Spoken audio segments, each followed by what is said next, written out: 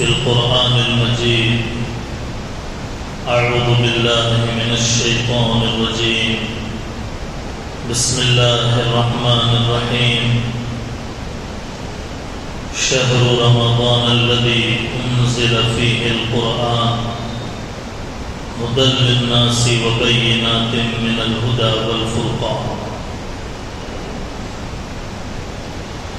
صدق الله العلي العظيم وصدق رسوله النبي الأمي الكريم ونحن على ذلك لمن الشاهدين والشاكرين والحمد لله رب العالمين. اللهم صل على سيدنا محمد وعلى آل سيدنا محمد وبارك وسلم. اللهم صل على سيدنا محمد وعلى آل سيدنا محمد وبارك وسلم. اللهم صل على سيدنا محمد وعلى آل سيدنا محمد وبارك وسلم. حاضرین محترم، سامعین عالی مقام،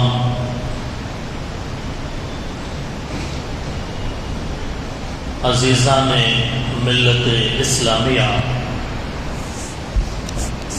آج کے جمعے میں ہم رمضان کا استقبال کیسے کریں، اس عنوان پر گزارشات پیش کرنی ہیں. دعا فرمائیں کہ اللہ تعالی رمضان المبارک کے آنے سے پہلے والے اس جمعے میں نفع کی بات، ہدایت کی بات، قدردانی کی بات صحیح نیت کے ساتھ کہنے کی بھی توفیق عطا فرمائیں اور ہم سب کو اس پر عمل کرنے کی توفیق عطا فرمائیں. حاضرین محترم، ہم رمضان کا استقبال کیسے کریں؟ شاعر نے کہا کہ تیری خدمت میں اے رمضان عرض حال کرتے ہیں. اے رمضان تیری آمد کا ہم استقبال کرتے ہیں. تراویح و نماز و اعتکاف نفل کے چرچے، تراویح و نماز، اعتکاف و نفل کے چرچے، زکوٰۃ و فطرہ، صدقات و عید الفطر کے تحفے، نماز قدر کی شب میں تلاوت آخری لمحے، کتاب حق کے پڑھنے کی صدا، قرآن کے نغمے، انہی کے درمیان ہم نیت اعمال کرتے ہیں. اے رمضان تیری آمد کا ہم استقبال کرتے ہیں. بڑھاپا عیش میں ڈوبا ہوا ہے، تیری آمد ہے. بڑھاپا عیش میں ڈوبا ہوا ہے، تیری آمد ہے. جوانی بد چلن ہے، بے حیا ہے، تیری آمد ہے. خود انسان آدمیت کا خدا ہے، تیری آمد ہے. خود انسان آدمیت کا خدا ہے، تیری آمد ہے. خدا ناراض ہے، ہم سے خفا ہیں، تیری آمد ہے. جرائم کا ہم اپنے سارے پھر اقبال کرتے ہیں. اے رمضان تیری آمد کا ہم استقبال کرتے ہیں. میرے اللہ تو ایمان والوں کو ہدایت دے. میرے اللہ تو ایمان والوں کو ہدایت دے. انہیں روزوں کی برکت دے، انہیں تقوی کی دولت دے. انہیں تو خدمت انسانیت کی پھر سعادت دے. اے رمضان تیری آمد کا ہم استقبال کرتے ہیں. دوستوں اور بزرگوں، واقعہ یہ ہے کہ رمضان المبارک نیکیوں کا سیزن ہے۔ ہر دھندے کاروبار کا ایک سیزن ہوتا ہے، کھیتی باڑی کرنے والوں کا ایک سیزن ہوتا ہے، تجارت کرنے والوں کا ایک سیزن ہوتا ہے، ہر فیلڈ والے کا سال میں ایک آدھ سیزن ہوتا ہے، اور اس سیزن میں آدمی کماتا ہے، جماتا ہے، محنت کرتا ہے۔ سیزن کے دنوں میں اگر کوئی آدمی اپنے سیزن سے متعلق کاموں پہ فوکس نہ کرے تو نتیجہ کیا ہوگا؟ نتیجہ یہ ہوگا کہ وہ سال بھر پچھتائے گا، کیونکہ کمائی جو ہوگی سیزن میں ہوگی۔ سیزن میں نہیں کمایا تو ان سیزن میں کیا کمائے گا وہ؟ بالکل ایسے ہی میرے بھائیوں، رمضان المبارک یہ نیکیوں کے کمانے کا سیزن ہے، ہم لوگوں کو اچھی طرح معلوم ہے۔ اسی لیے رمضان کے علاوہ جتنے مہینے ہیں، مسلمانوں کی ایک بڑی تعداد ہے کہ وہ یہ سمجھتی ہے کہ رمضان کے علاوہ 11 مہینے نیکیوں کا ان سیزن ہے، لہذا وہ عبادت نہیں کرتے۔ بڑی تعداد، کچھ اللہ کے بندے ایسے بھی ہیں جو سال بھر عبادت کرتے ہیں۔ مسلمانوں کو اچھی طرح معلوم ہے کہ رمضان کا جو مہینہ ہے وہ نیکیوں کا سیزن ہے، اسی لیے مسجدیں بھر جاتی ہیں، لوگ دھڑا دھڑ مسجدوں کا رخ کرتے ہیں۔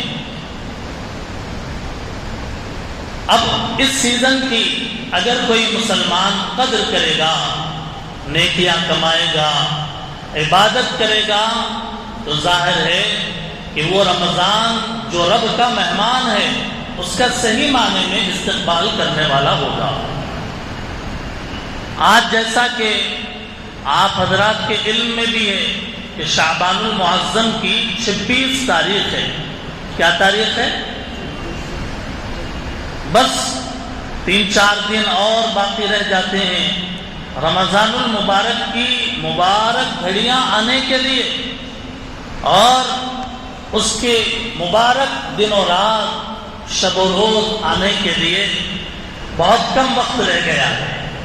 لیکن رحمت کی ہوائیں چلنا شروع ہو گئی، برکت کا سما بڑھا جانے لگا ہے، اور اللہ تعالیٰ اپنے بندوں کے دلوں کو اپنی رحمت کی طرف، اپنے دربار کی طرف اور اپنے گھر کی طرف پھیرنا شروع کر دیے ہیں۔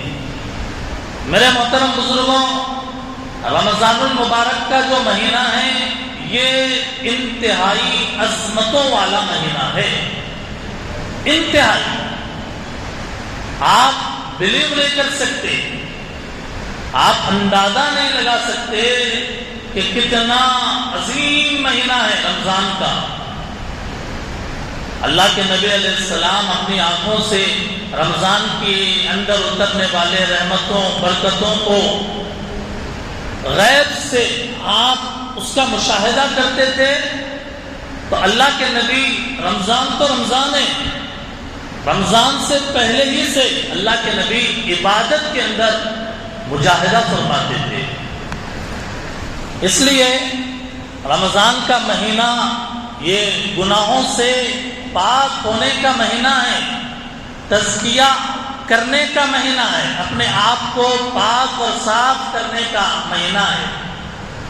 اب رمضان آنے سے پہلے یہ 2-4 دن باقی رہ گئے، تو ہمیں کیا کرنا چاہیے؟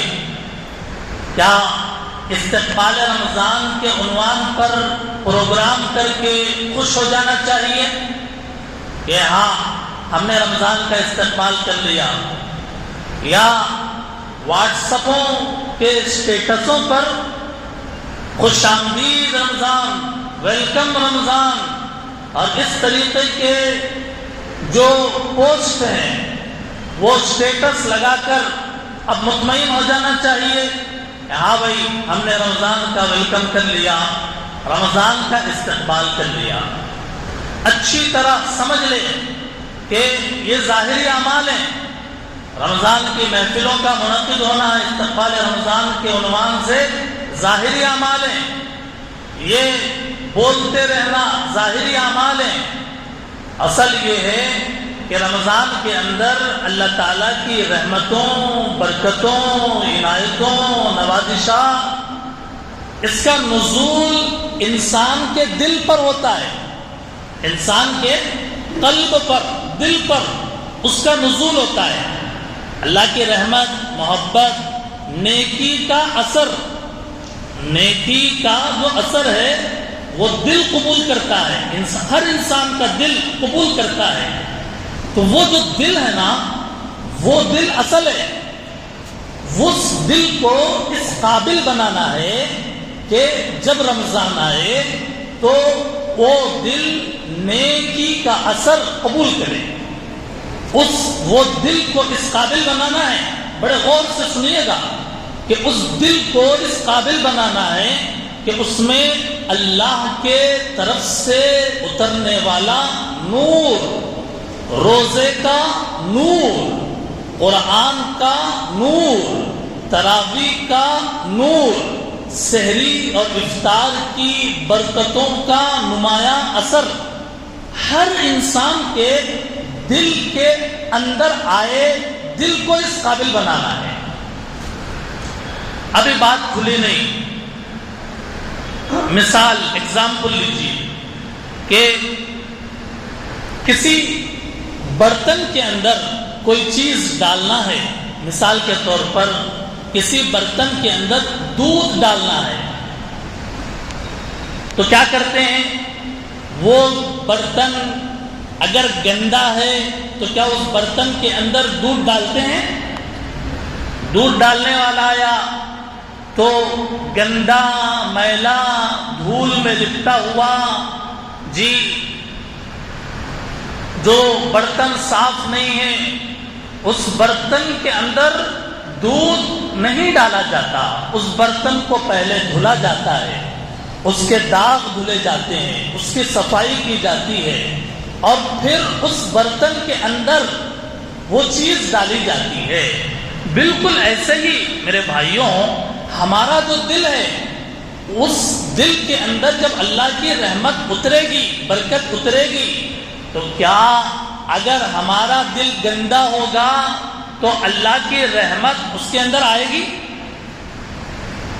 اللہ تعالیٰ کی محبت گندے دل کے اندر کیا اترے گی؟ نہیں۔ آپ کہیں گے کہ دل گندا کیسے ہوتا ہے؟ دل گندا کیسے ہوتا ہے؟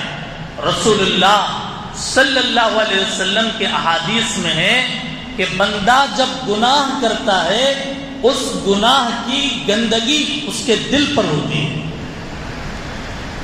اس گناہ کی گندگی کہاں ہوتی ہے؟ دل پر ہوتی ہے، دل کے اوپر اثر ڈالتی ہے۔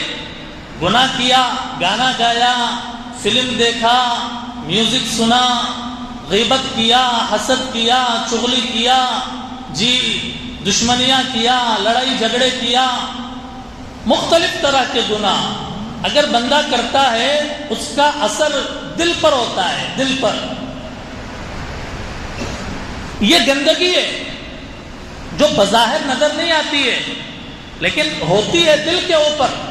اسی لیے اللہ والوں کا جو دل ہوتا ہے ایک چمکتے ہوئے آئینے کی طرح ہوتا ہے، اور جب گناہ آدمی کرتا ہے وہ اس آئینے کے اوپر گندگی، دھول جمتی چلی جاتی ہے، نحوست، کالے دھبے دل کے اوپر پڑتے چلے جاتے ہیں۔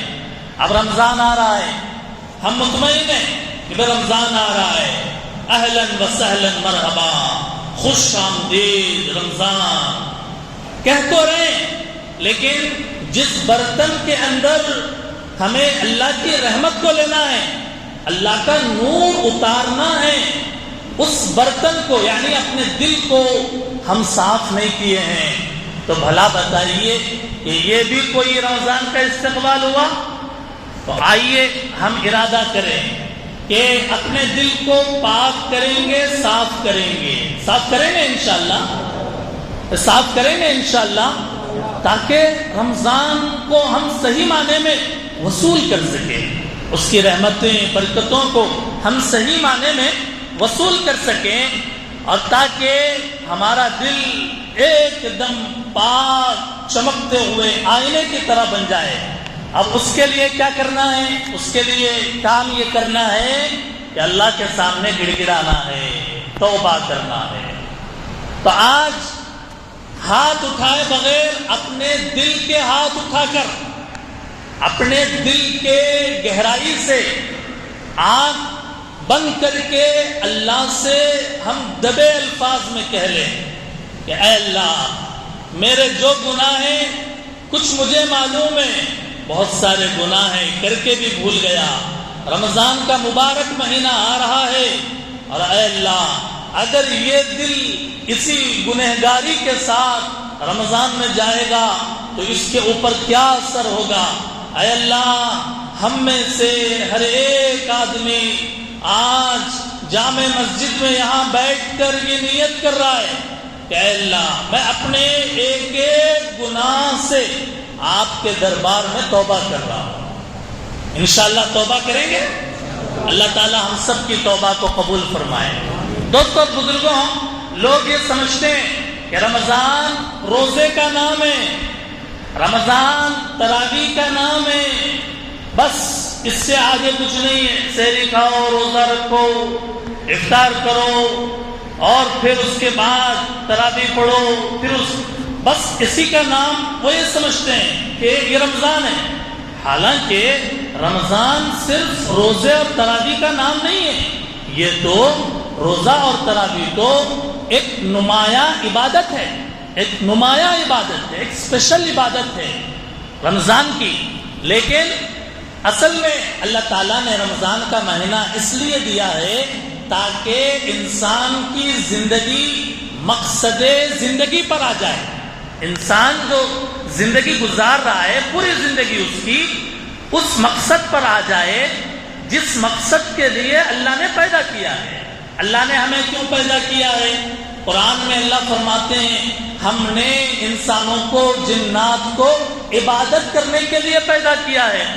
تو یہ رمضان اس کی مشق کراتا ہے کہ تم اپنے زندگی کے مقصد کے اوپر دھیان دو۔ 11 مہینے تم دھندوں میں پڑے رہے، 11 مہینے کاروبار میں پڑے رہے، 11 مہینے کھیتی باڑی میں پڑے رہے، 11 مہینے دنیا کی مصروفیتوں میں، مشغولیتوں میں پڑے رہے۔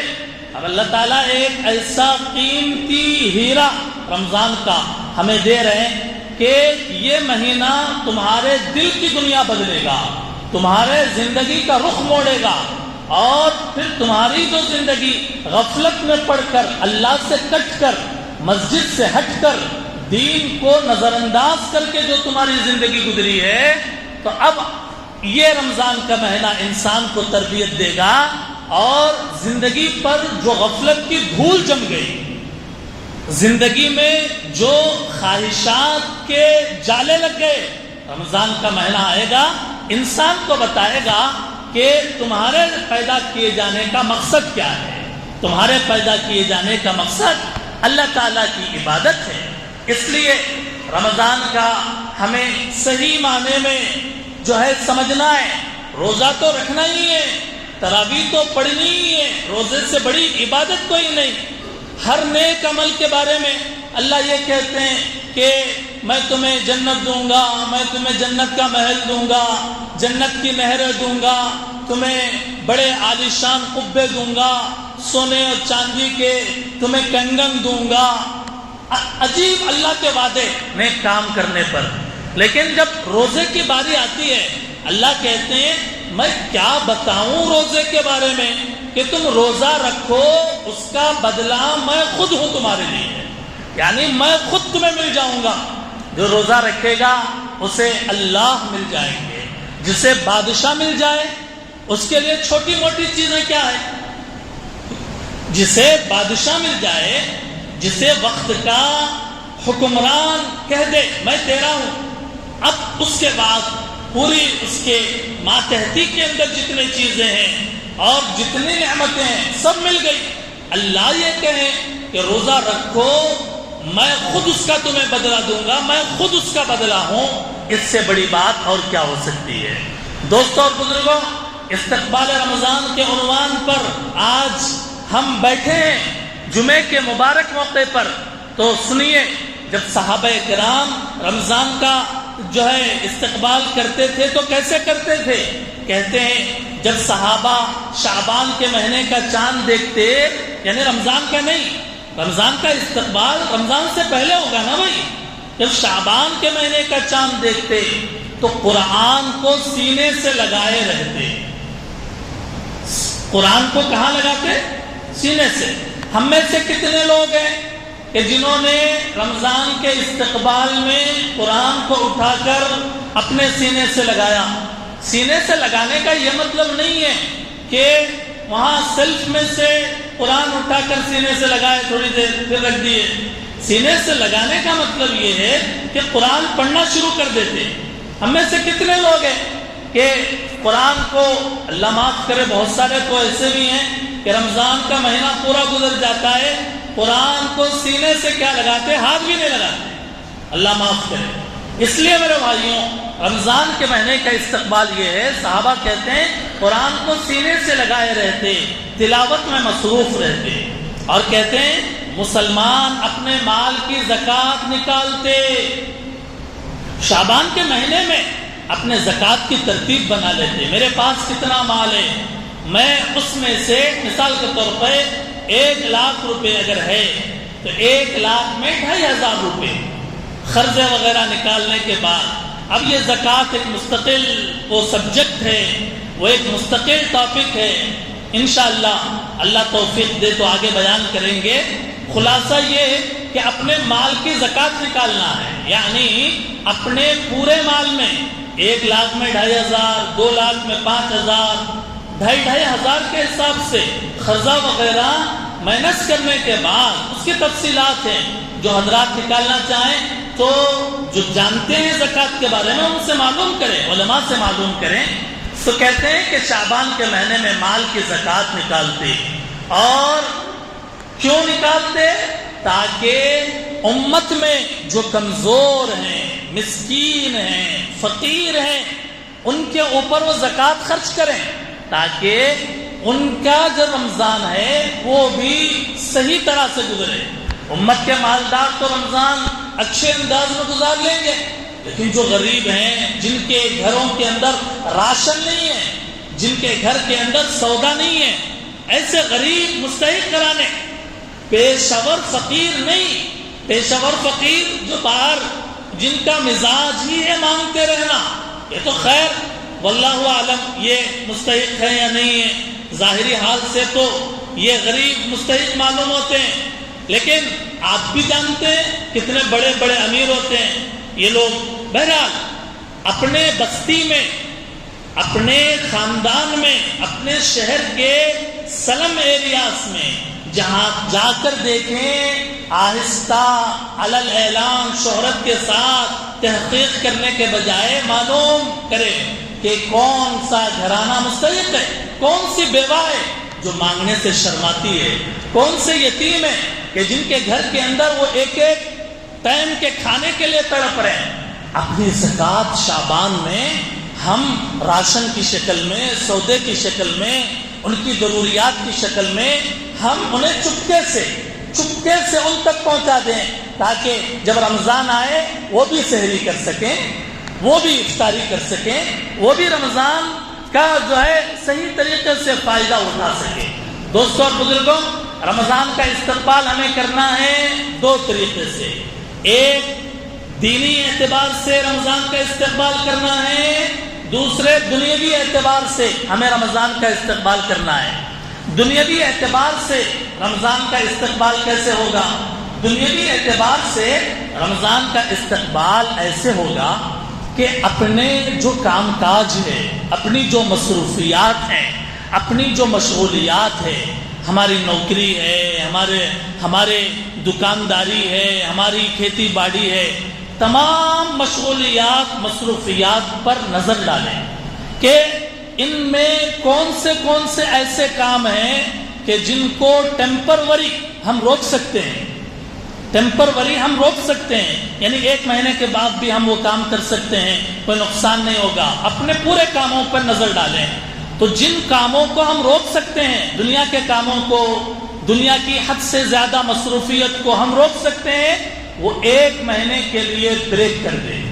رمضان کے مہینے کے لیے ہم ان کاموں کو روک دیں، اور جو ضروری کام ہے، جو کرنا ضروری ہے کہ یہ بغیر چارہ نہیں ہے، ان کاموں پر اس حیثیت سے غور کریں کہ ان میں ہم اپنا کم سے کم وقت کیسے لگا سکتے ہیں۔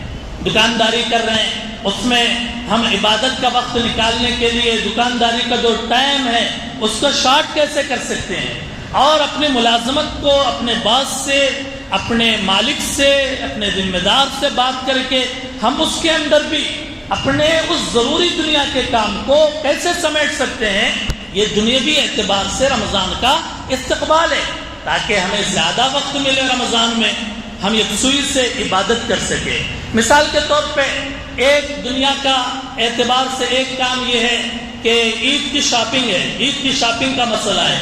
اب بہت سارے لوگ، ان کو علاقے کے دکانوں سے اطمینان نہیں ہوتا، اور عید کی شاپنگ کے لیے حیدرآباد جائیں گے یا بمبئی جائیں گے، یا آپ ہر ایک کی اپنی وہ اچھے کپڑے چاہیے، برانڈڈ کپڑے اور ہائی کوالٹی کے مالز کے ذریعے سے ہم اپنے وہ کپڑے خریدتے ہیں۔ اگر خریدنا ہے، اللہ نے آپ کو ماشاءاللہ سے حیثیت دی ہے، اسلام روکتا نہیں ہے، لیکن رمضان کے مبارک دن ایسے کام میں خرچ نہ کریں۔ کپڑے لینا ہے، لے کر رکھ لیں، جیسے رمضان کے آنے سے پہلے ہی اپنے عید کی شاپنگ بھی ہو گئی۔ عید کی شاپنگ یعنی جو کپڑے شب قدر کو پہننا ہے، جو کپڑے عید کے دن پہننے ہیں، سلا کر رکھ دیا۔ شادیوں میں تو بہت پہلے ہی شاپنگ کر لیتے ہیں اور اب رمضان آ رہا ہے، اگر شاپنگ کر لیں گے تو کیا ہوگا؟ ہمارے آخر کے 15-20 دن اللہ کی عبادت کے لیے خالص رہیں گے۔ ورنہ اگر نہیں ہوگا، ارے بھائی شب قدر آ گئی، 2 دن باقی ہے، 4 دن باقی ہے، چلو اب مارکیٹ میں بھی رش خوب ہے، اب گئے، تھک گئے، روزہ رکھ کر عبادت نہیں کر سکے۔ حالانکہ اتنے قیمتی وہ لمحات ہیں کہ ان لمحات کو ہم شاپنگ کی نظر نہ کریں۔ اس لیے یہ جو مسئلہ ہے اس کو پہلے ہی نمٹ لینا چاہیے۔ دوسرا کام دنیوی اعتبار سے رمضان کے استقبال کا، کہ گھر کا جو راشن وغیرہ ہے، ساز و سامان ضروری کہ سڑن سے ختم ہو جائے اور پھر پریشان ہو، ایسے جو راشن ہے وہ سب 1 مہینے کا سٹاک کر لے گھر پہ، تاکہ دماغ اس طرف زیادہ رمضان کے دنوں میں بھی وہ لینے بھاگ رہے ہیں، یہ لینے جا رہے ہیں۔ اب جو وقت ہے بہت قیمتی ہے، وقت عبادت کے لیے میں، گرمیاں بھی زیادہ ہے، اب روزہ رکھیں گے، ادھر بھاگیں گے، گاڑی ادھر دوڑائیں گے، ادھر دوڑائیں گے، تو ظاہر ہے کہ عبادت کے اندر یکسوئی نہیں ہوگی۔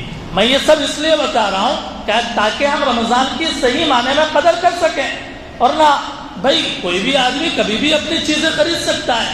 ہم اس لیے بتا رہے ہیں تاکہ رمضان کا صحیح معنی میں ہم حق ادا کر سکیں۔ ایسے ہی تیسرا کام یہ ہے، جو کام رمضان میں ہم موقوف کر سکتے ہیں انہیں موقوف کر دیں۔ جیسے مثال کے طور پہ عام دنوں میں 2 دن میں 3 دن میں ایک مرتبہ دوستوں کے ساتھ میٹنگیں لگاتے تھے، گپ شپ کی مجلسیں، فلاں ہوٹل پر جمع ہو گئے، فلاں بیٹھک پر بیٹھ گئے، فلاں چبوترے پر بیٹھ گئے، گپ شپ لگاتے تھے، ادھر ادھر کی باتیں، یا اللہ معاف کرے نہیں دیکھنا چاہیے، ٹی وی دیکھتے تھے، اور موبائل میں بھی سیل فونز کا غلط استعمال کرتے تھے، نہیں دیکھنے کی چیزیں دیکھتے تھے۔ ہمیں یہ تہیا کرنا ہے کہ یہ دوستوں کے گپ شپ ختم، اللہ سے گپ شپ شروع، ہماری اللہ سے ہم بات کریں گے، اہتمام کریں گے عبادت کا، فضولیات کو چھوڑ دیں گے، اور لایانی مشغولیت جیسے آؤٹنگ کے نام پر جا کر پکنک پہ جاتے ہیں، 11 مہینوں میں کبھی ہم مہینے میں ایک مرتبہ آؤٹنگ پہ جاتے ہیں، یا ایسے ہی ویکنڈ پہ منانے کے لیے ڈھابا پر جا کر کھانے کا، یا پھر ایک کسی تفریحی مقامات پر جا کر کھانے کا۔ رمضان میں یہ سب بند، بس پورا وقت اللہ کی عبادت کے لیے ہو۔ چوتھا کام میرے بھائیوں، وقت مکمل ہو رہا ہے، کہ چوتھا کام یہ ہے کہ جو ملازمت کرنے والے ہیں یا نوکری کرنے والے ہیں، سال میں کچھ چھٹیاں ہوتی ہیں ان کی، سال بھر میں اتنی چھٹیاں ان کے لیے گورنمنٹ بھی دیتا ہے، یا پھر ایک پرائیویٹ میں بھی اگر ہوں تو وہ بھی کچھ دیتے ہیں استعمال کرنے کے لیے۔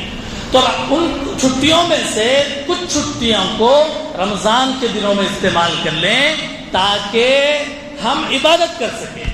ہمارا پورا فوکس یہ ہے کہ رمضان کے اندر اس کے دن اور رات کو صحیح طریقے سے ہم استعمال کرنے والے بنے۔ اس لیے اگر وہ چھٹیاں لگا کر ہم عبادت کر سکتے ہیں تو ضرور کریں۔ یہ دنیاوی اعتبار سے چند باتیں تھی جو میں نے عرض کی۔ دینی اعتبار سے رمضان کا استقبال کیسے ہوگا؟ شعبان کے مہینے میں ہی اپنا دن اور رات کا شیڈول بنائیں۔ فلاں ٹائم ہمیں اٹھنا ہے، فلاں ٹائم سونا ہے، اور فلاں ٹائم قرآن کی تلاوت کرنی ہے، اشراق پڑھنی ہے، تاش پڑھنی ہے۔ ایک کاپی پر گویا کہ پورا اپنا دن اور رات کا ٹائم ٹیبل، کہ اس وقت مجھے دکان کھولنا ہے، اس وقت بند کرنا ہے، اس وقت کلمہ طیبہ، اس وقت استغفار کی کثرت کرنا ہے، اور نفلی نمازیں پڑھنا ہے، روزانہ قرآن کی تلاوت کرنا ہے۔ یہ سارے امور ہمیں رمضان کے اندر اس کا ٹائم ٹیبل بنانا ہے۔ دوستوں اور بزرگوں، بات یہ ہے، خلاصہ یہ ہے کہ ہمارا جو نفس ہے، ہر انسان کا نفس جو ہے وہ برائی کا حکم دیتا ہے، برائی کرو، اچھے خواہشات پہ چلو، اور یہ قربانی، یہ روزہ رکھنا بہت مشکل ہے، یہ تراویح پڑھنا بہت مشکل ہے۔ دل سکھاتا ہے، روزہ یہ بتاتا ہے کہ تمہیں نفس کی بات نہیں سننا ہے بلکہ اللہ کی بات سننا ہے، خواہشات پر نہیں چلنا ہے تم کو، بلکہ اللہ کے بتائے ہوئے احکام پر چلنا ہے، زندگی کو مقصد کے مطابق بنانا ہے۔ اس لیے رمضان کا مہینہ اپنے نفس سے پوٹی کا مہینہ ہے، یہ مقابلہ۔ اب نفس ایک کہے گا روزے کون رکھیں گے، لیکن آپ کہیں رمضان کا مہینہ آیا میں روزے ضرور رکھوں گا، تراویح ضرور پڑھوں گا 20 رکعت، جو نبی علیہ السلام کی سنت ہے اور صحابہ اکرام کی سنت ہے، میں وہ تمام مجاہدہ کروں گا، میرا زیادہ وقت اللہ کے گھر میں گزرے گا۔ یہ گویا نفس کے تقاضوں کو کچلنا، یہ نفس جو ہے امارہ ہے، اور نفس امارہ کی صفت ہی یہ ہے، برائی کی طرف لے جاتا ہے، دل کے اندر طرح طرح کی باتیں ڈالتا ہے تاکہ گناہ کے کام کرے۔ اسی لیے شاعر نے کہا، بڑے موذی کو مارا نفس امارہ کو گر مارا، بڑے موذی یعنی تکلیف دینے والا، بڑے موذی کو مارا نفس امارہ کو گر مارا، نہنگ و اژدہا شیر نر مارا تو کیا مارا، تم نے شیر مارا تو کیا کر لیا، اژدہے کو قتل کر دیا تو کیا کر دیا، اور بچھو سانپ زہریلے جانوروں کو مارا تو یہ کون سی پہلوانی ہو گئی۔ انسان کا کمال تو یہ ہے کہ اللہ کے حکم کے آگے ماتھا ٹیک دے، اور نفس کے خلاف، وہ نفس کے خواہشات کے خلاف وہ قربانی دینے کا عزم کر لے۔ دوستوں اور بزرگوں، یہی سارے کام ہم سب کو کرنا ہے۔ نمازوں کے باجماعت کرنے کا اہتمام، گناہ چھوڑنے کا اہتمام، ہم سب یہ نیت کریں آج ہی سے اور ابھی سے، ہم رمضان کے مہینے میں خاص طور پر ایک گناہ بھی نہیں کریں گے۔ ارادہ کریں انشاءاللہ، بولیے انشاءاللہ، ہم رمضان کے مہینے میں ایک گناہ بھی نہیں کریں گے انشاءاللہ۔ آنکھ کا گناہ بھی نہیں کریں گے، کان کا گناہ بھی نہیں کریں گے، زبان کا گناہ بھی نہیں کریں گے، گالیاں نہیں دیں گے، گانے نہیں گائیں گے، فلمیں نہیں دیکھیں گے، گناہوں سے اپنے آپ کو بچائیں۔ دوسرے، ارادہ کریں رمضان کی ہم 100% ہم اس کی قدر کریں گے انشاءاللہ، قدر کریں گے انشاءاللہ۔ اللہ تعالی ہم سب کو قبول فرمائے۔ دعاؤں کی کثرت، دعاؤں کی قبولیت کا وقت، مانگو لے لو، یہاں اللہ کے دربار پہ یوں زبان کھولو اور ادھر اللہ کے رحمت سے لیتے چلے جاؤ۔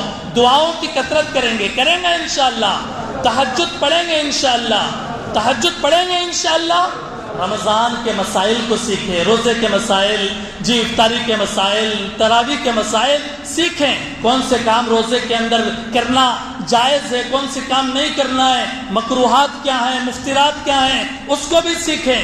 ایسے ہی قرآن کریم کی تلاوت کو شروع کر دیں۔ آج ہی سے ہم قرآن اٹھائیں گے اپنے ہاتھوں میں انشاءاللہ۔ اگر ہم اٹھائیں گے یہی صحیح معنی میں رمضان کا استقبال ہوگا، اگر ہم یہ ارادے کریں گے یہی صحیح معنی میں استقبال ہوگا، اگر ہم ارادہ کریں گے تقوی کا، اللہ کا ڈر کا، اور اپنے زندگی کو صحیح بنانے کا اگر ہم ارادہ کریں گے، یہی ہمارا رمضان کا صحیح استقبال ہوگا۔ شاعر نے کہا مومنوں بحر ہدایت ہے یہ رمضان شریف، معدن جود و کرامت ہے یہ رمضان شریف، لولوئے کان سخاوت ہے یہ رمضان شریف، مخزن سر ولایت ہے یہ رمضان شریف، حق تعالی کی امانت ہے یہ رمضان شریف، روزے داروں کی شرافت ہے یہ رمضان شریف۔ اللہ تعالی ہم سب کو صحت عطا فرمائے، اللہ تعالی ہم سب کو سلامتی عطا فرمائے، مصیبتوں سے نجات عطا فرمائے، اور پورا رمضان ہمارا بالکل یکسوئی کے ساتھ پورے اللہ کی طرف فوکس کر کے، اللہ کی رحمت کی طرف توجہ لگا کے روزے، تراویح، اس کے علاوہ تمام عبادات کرنے کی اللہ تعالی ہم میں سے ہر آدمی کو اس کے لیے قبول فرمائے۔ یہی سے ہی رمضان کا استقبال ہوگا۔ وآخر دعوانا ان الحمد للہ رب العالمین۔